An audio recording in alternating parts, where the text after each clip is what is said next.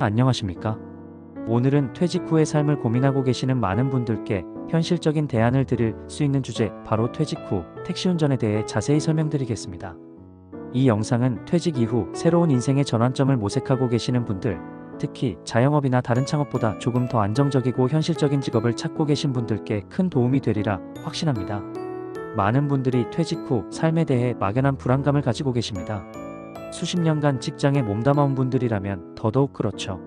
정기적인 급여가 끊기고 일터에서의 역할이 사라지면 경제적인 문제뿐 아니라 정서적인 측면에서도 공허함을 느끼게 됩니다. 이런 이유로 퇴직자 중 상당수가 무언가 할 수 있는 일, 매일 출근할 이유가 있는 일을 찾게 되고, 그 과정에서 택시운전이라는 선택지에 주목하게 됩니다. 택시운전은 고정된 사무실에 얽매이지 않고 자신의 시간과 스케줄을 조절할 수 있다는 장점이 있습니다. 하루에 몇 시간만 일하고 나머지 시간을 자유롭게 쓸 수도 있고, 반대로 더 많은 시간을 운행하여 수입을 높일 수도 있습니다. 특히 최근에는 플랫폼 택시와 일반 개인 택시가 공존하면서 일의 방식도 다양해지고 있습니다. 택시운전을 고려하는 분들이 가장 궁금해하시는 부분은 수입일 것입니다.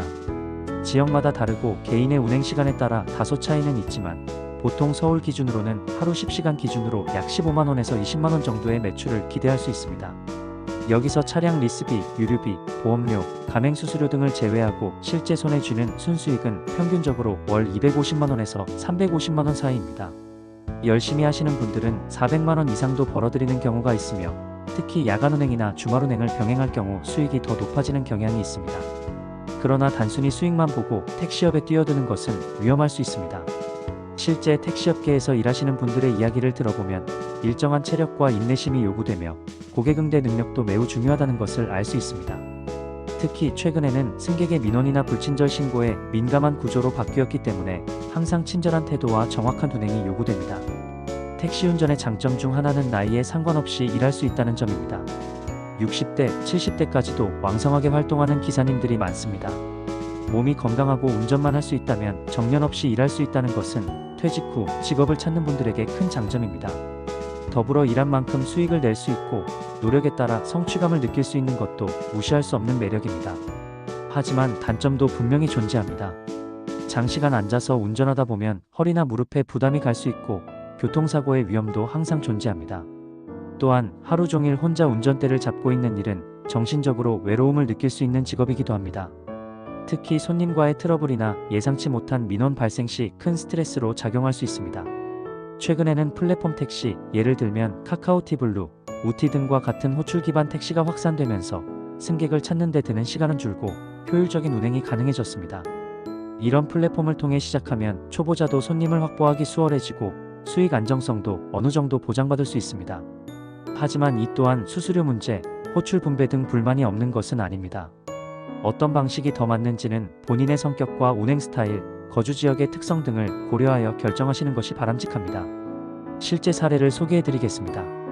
62세에 퇴직한 김상호 씨는 퇴직금을 창업에 쓰기보다 리스크가 적은 일을 찾다가 플랫폼 택시 운전을 선택했습니다.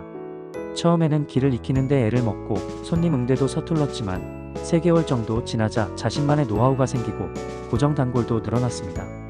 현재는 하루 8시간만 일하고도 월 280만원 정도의 수익을 꾸준히 올리고 있으며, 무엇보다 자신이 누군가에게 여전히 필요하다는 느낌을 받는다고 합니다. 손님이 고맙다고 인사할 때 하루 피로가 싹 풀려요 라는 김 씨의 말에서 일에 만족감이 묻어납니다. 또 다른 사례로는 58세에 정년 퇴직한 이광석 씨는 아내와 함께 여행을 다니는 것이 꿈이었습니다. 하지만 퇴직 후 생활비 부담으로 인해 택시운전을 시작했고, 주중에는 열심히 운전하고 주말에는 아내와 짧은 여행을 다니는 루틴을 정착시켰습니다. 그는 퇴직 후 갑자기 무기력해졌는데 다시 일하면서 삶의 활기를 되찾았다고 말합니다. 그는 하루 6시간 정도만 운행하고 있으며 월 수익은 200만원 초반이지만 생활에는 큰 무리가 없다고 말합니다. 택시운전에서 가장 중요한 것은 체력 관리입니다. 매일 앉아서 운전하다 보면 허리와 무릎, 눈에 무리가 가기 쉬우며 규칙적인 식사와 스트레칭, 충분한 수면이 필수입니다.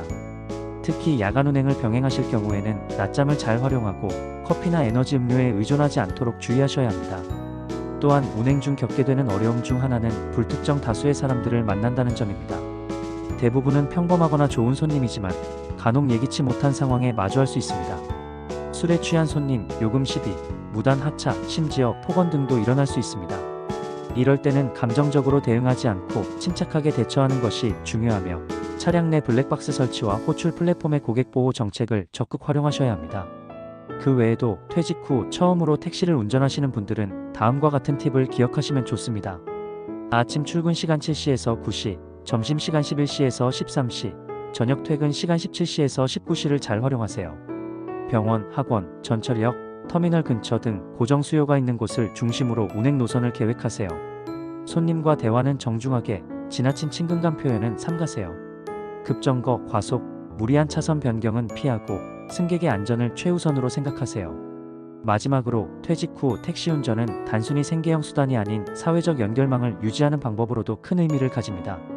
혼자서 TV를 보며 하루를 보내는 것보다 사람을 만나고 지역을 돌아다니며 스스로의 가치를 느끼는 것은 인생 2막을 건강하게 보내는데 큰 도움이 됩니다. 오늘 소개해드린 내용이 퇴직 후 인생을 준비하시는 분들께 실질적인 도움이 되셨길 바랍니다. 택시 운전은 누구에게나 맞는 직업은 아니지만 맞는 분에게는 아주 든든한 동반자가 될 수 있습니다. 이 일의 장점과 단점을 정확히 알고 신중하게 결정하시길 바랍니다. 감사합니다.